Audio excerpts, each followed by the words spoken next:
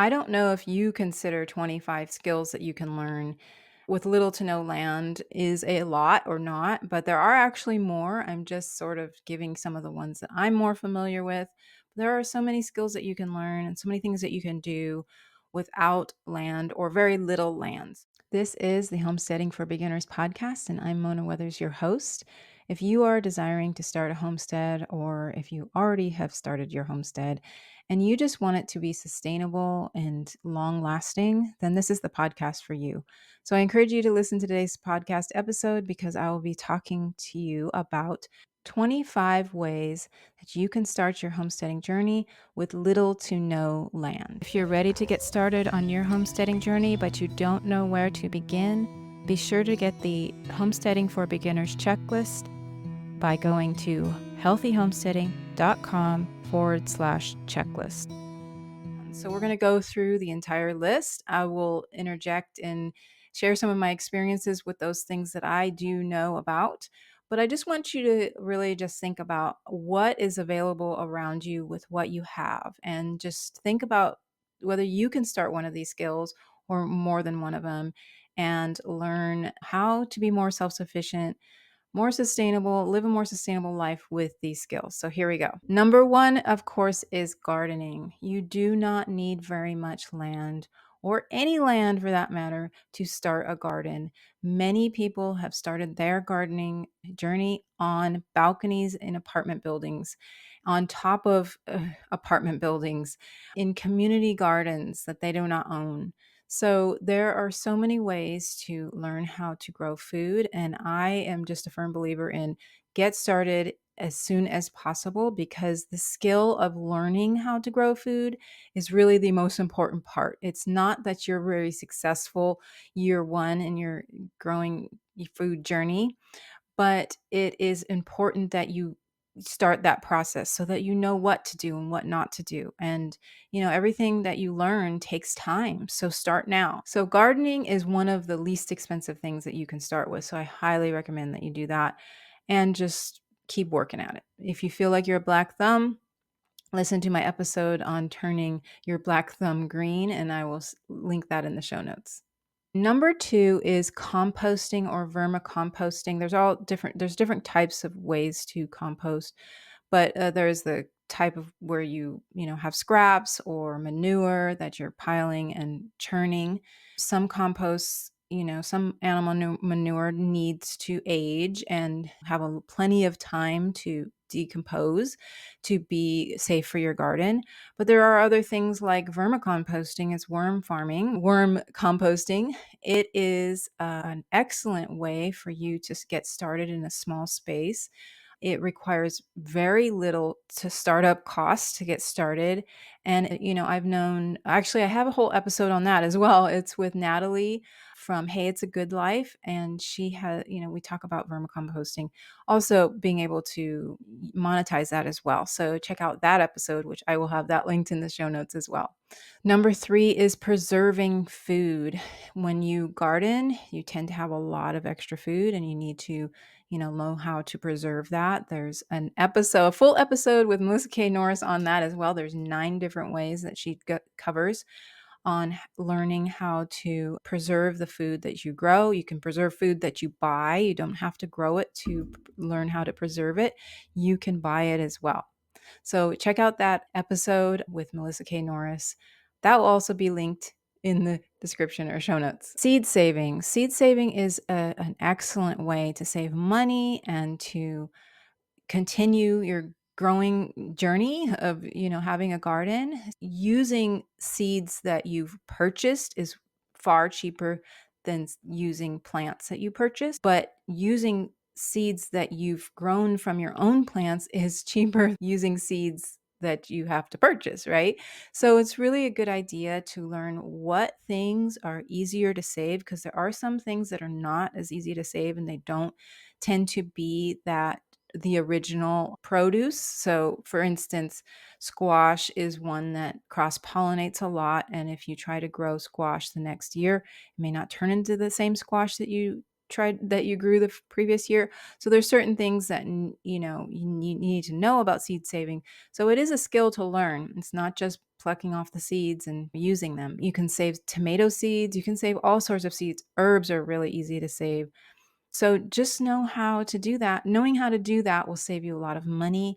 It's a lot more fulfilling too when that if you know that you've used the seeds that you saved from your previous year's garden. And so learn that skill. Number 5 is animal husbandry. Now you do not need to have land to learn how to take care of animals. And let me explain. If you want to own animals, especially large livestock, you do need land. You don't need as much for certain animals as you may think. For instance, goats can actually be in smaller spaces and they do really well, especially dairy goats. So you don't need a lot of land for some animals. You will for, let's say, cows, but there are miniature cows that need less land than full-size cows. But knowing what you need for each animal is not really what I'm talking about here. It's more that you can learn how to take care of different types of animals without owning those animals. Okay. So, how you would do this is by helping another homesteader or a farmer. You can do that either for pay or for an exchange for something. That's just one way. You can start learning in book form. I'm a firm believer in learning as much as you can through your education. Then use the education that you learned and go to someone who has experience and learn more from them. So, animal husbandry is an excellent way to, build your skills, and you can do it before you even have land. Okay, so just remember that. And if you are in a small space, you can't, like I said before, you can own certain animals with a very small space. You can own quail in a very small space. You can own chickens in small spaces and fish. For instance, there is aquaponics that you can learn, and I'll get to that as well. But animal husbandry is a really good skill to learn. Okay, so the next ones are in the kitchen. Okay, so you can learn bread making is another one. So cheese making is another one. Bread making, cheese making, I've done both. I've never really got like amazing at either, but I've made my own, sourdough bread, cheese, goat cheese. I wasn't really fond of goat cheese except for a few different varieties that didn't taste goaty, if that makes sense to you. I used to make like a cream cheese out of the fresh raw milk and some of the other soft cheeses as well. So yeah, so cheese making is number 6. Number 7 is bread making. Number 8 would be cooking from scratch. Cooking from scratch is technically what you're doing with the cheese making and the bread making, but what I'm more talking about in this case is cooking your dinners and your meals from scratch. You might be someone who's used to cooking from boxed things, and cooking from scratch might be a big thing for you. So, that is a skill. Learning how to cook from scratch, taking the produce from your garden and learning what to do with it and cook from it, as well as the, meats that you might raise or whatever that is. Okay. So cooking from scratch is I think I said number 8. Okay. Number 9 is foraging. Okay, this requires land, but it doesn't require your land. So if you learn how to forage, you can find mushrooms, you can find berries, you can find all sorts of things depending on where you live in, the surrounding areas. I highly recommend you learn from people who know how to do this so that you're not like harvesting poisonous mushrooms or berries. So make sure that you know what you are foraging. There is a really neat app, but this is also, again, make sure that you are sure that it is the food that you are looking at and not mistaken for something else. But there's a good app called Plant This, and there's a free version as well. So if you want to check that out, and it'll identify plants for you. But if you're eating them, remember to, make double sure that that is what it is that you are harvesting. So along those lines is hunting and fishing as well. So that's number 9. no, 10. That's number 10. Hunting and fishing. So again, it may not be your own land, but if you have, get a hunting license and a fishing license, and you're able to use that as a skill without having to have it on your own land. So hunting and fishing. Number 11 is herbalism, knowing what you can do with the things that you have in the garden, the herbs that you have. There's so many things, and there's so many educated people online. I will be having an interview soon with an herbalist, so stay tuned for that. But I just want to make sure that you know how powerful herbs can be, and diving into that part of your gardening journey is really going to take you on a whole other direction, but it's going to be good. Number 12, hopefully I didn't skip some numbers because I had to do some things, but number 12 is soap making. A lot of people, especially if you have dairy goats, it's a good skill to learn.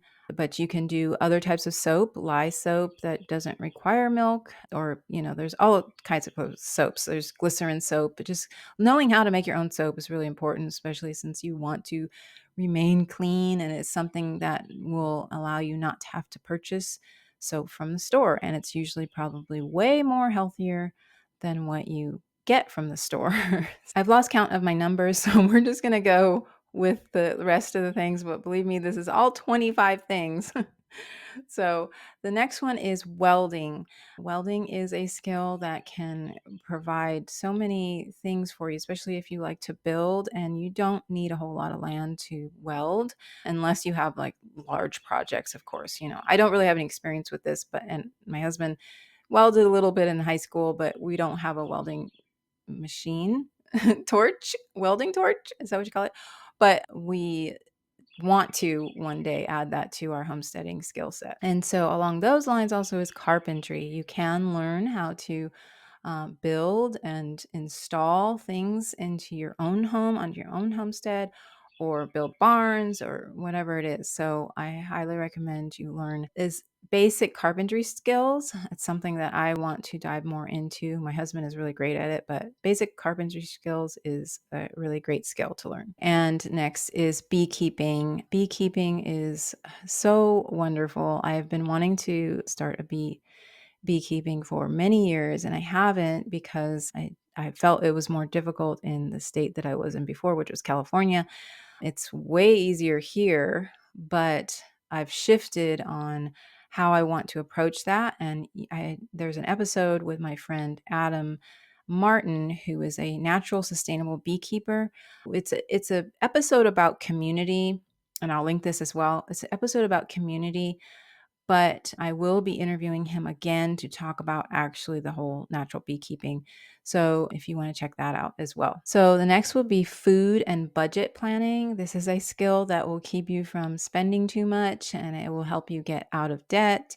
So I highly recommend you do that. I wish I had done more of that in the beginning of our journey. I wish I had been more aware of what was happening with the spending and, budgeting that. But, you live and you learn. So I highly recommend you, get a budget, a food budget, and a farm budget, and get that going, especially before you own land and the animals. If you get that started and learning how to manage your money well, then it will be a lot easier when you have all of the animals, if that's your desire. Another one I have no experience with, but I really am intrigued by this, is natural dyeing. I would love to be able to dye my own clothes. There's some beautiful things online you can see on Instagram. I follow somebody, I can't remember the name of her. I'll link that as well. But there's some beautiful creations that you can make, beautiful clothing that you can make, aprons out of natural dyes that are used from plants, mostly flowers, and they just create this beautiful, art on your clothing, and you didn't have to go out and buy any dyes. So that's a really good skill to learn as well. Aquaponics would be the next one. Again, I don't have any experience with this, but I've been intrigued by this one as well. I've wanted to start my own aquaponics area in our garden, and maybe one day I will, but that is a really one. If you're not familiar with that, it is using fish. Usually it's like tilapia fish to create a place where it feeds your plants. So the fish feed the plants and the plants feed the fish. Well, I don't think the plants feed the fish. Maybe they do in some way through the roots. I'm not sure. Again, I don't know this one, but that is a great one to learn. And if you are familiar with that, I don't have any links or anything for that, but that's a great one to learn because you don't need a whole lot of space and you can feed your plants as well. The next one is home healthcare. Now, I did have Dr. Amber Belt, she's a naturopathic doctor, talk about how to have self sufficient health and how to use the things that you can have in your own home to help you when there are problems or to help prevent some illnesses and help recover from some illnesses. So that's a great episode to check out, and I'll link that one as well. Home butchery is another way, another skill for you to learn with little to no land. We've butchered lots of chickens, mostly chickens and ducks and turkeys. So we haven't really done much past that, but learning the skill of home butchering is really important for those of you who have animals and choose to do that. Yeah, I just highly recommend that one because that's a takes some time to get to learn and to know how to do quickly. We were at the point where we were processing 25 or so at a time. We would have community events a lot of times where multiple families were processing chickens at the same time. So there's all sorts of things that you can learn there, or different ways that you can do it. So if you have little to no land, I would recommend, and you can't grow your own chickens, I would recommend finding someone else who's doing one of those processing of their own chickens or whatever animal, and visit them and learn from them hands-on, because that is really the best way to learn this skill. Another one is growing fodder. Now, fodder is feed that you can give your animals that's outside of grains and bagged feed. So it would be like growing, well, let me tell you, a natural fodder that we have here in Georgia. Natural fodder for our chickens is kudzu. So if you're not familiar with kudzu, it's a very invasive plant and it's really hard to get rid of. But I guess goats is the best way to get rid of them because they'll chew it all the way down. It's an edible plant. People can eat it as well. But chickens really like it. So a natural fodder that grows around our property is that you can give them grass.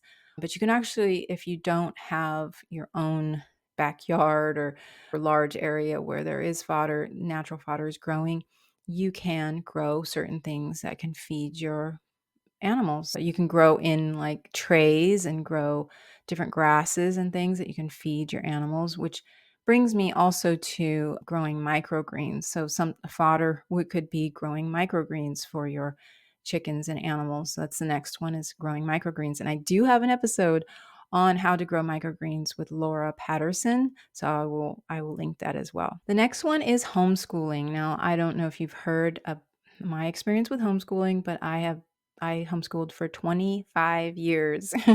It sounds like such a big number. I homeschooled my oldest daughter from the time she was 4 until she graduated high school. There was a little bit of where she went to a high school co-op at the end, but she, homeschooled all the way through, and so did my youngest daughter. So my youngest daughter just graduated last year. But homeschooling, for a lot of families tend to want to do that. And I feel like that is a homesteading skill because, a lot of times we're out and farther away from other things, and you want to, keep your family together and teach them through the farm or farm life as well. So you don't have to homeschool. Definitely, a lot of people are homesteading and not homeschooling, and that's completely fine. It's just up to you. But I just put that one on the list because I feel like that was a big part of my homesteading journey, was my homeschooling of my children. And then number 20, well, now we're at towards the end, so I guess this is number 24. I'm not sure. Hopefully this is 25. You can count them and tell me if I'm wrong. But this one kind of goes along with the carpentry. There's woodworking. Or did I already say woodworking? I think I already said woodworking, but woodworking is another one, okay? So obviously my notes are not really great this time, but oh well.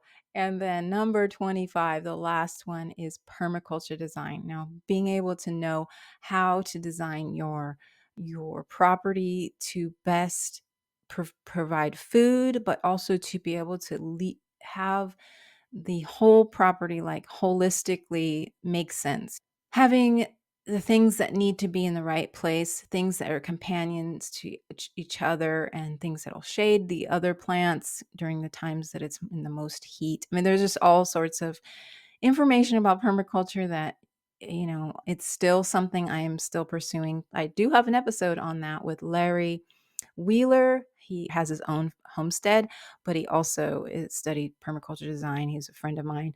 So you can check out that episode as well. I will link that as well. So that is all 25, I believe. I think I did 25. If I didn't, I'm sorry. I will add another one after this recording if I missed one. But anyway, this was fun for me. I hope it was fun for you. There's so many things that you can learn. So I highly recommend you pursue your homesteading goals, whether you have land or not, and just learn the skills, because really homesteading is about skill building. It's about building a set of skills that allow you to be more self-sufficient and sustainable, and to help your community and to contribute to your community. If you are listening on YouTube, please remember to like and subscribe. If you are listening on a podcast player, follow the podcast and leave me a 5-star review. I would really appreciate that. Thank you for listening to this episode. I hope you enjoyed it. Be sure to check the show notes or description for the links that are mentioned in this episode. And I hope you keep your dreams alive and keep working towards your homesteading goals.